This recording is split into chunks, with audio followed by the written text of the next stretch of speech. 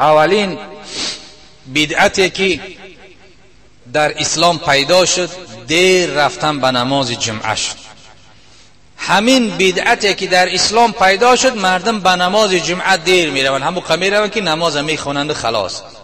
البته این سبب ها هم دارد. سببش هم از او امام جمعه هم وابستگی دارد که اکثر امام های جمعه بی سواد هستند، از قرآن از حدیث بی خبر هستند، به همین خاطر مردم نمی رود.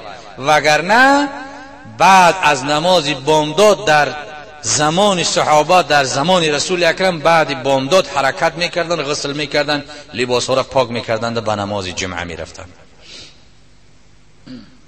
رسول اکرم صلی الله علیه و سلم گفت من مات یوم الجمعه کتب الله له اجر شهید و وقی فتنه القبر.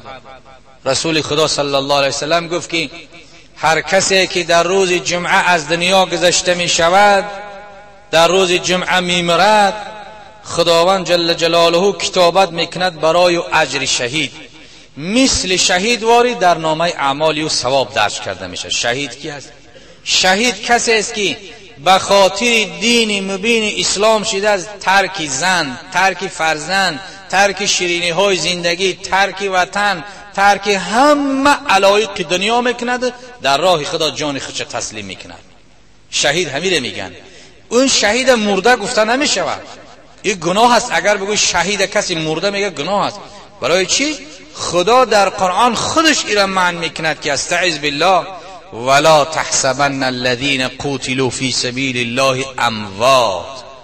نشمارید شما، خدا میگه اون بندگانی که در راه خدا شهید میشوند اونها را شما اموات، اونها را مرده نگین شما، بل احیاء، بلکه اونها زنده هستند تا روز قیامت شهدا.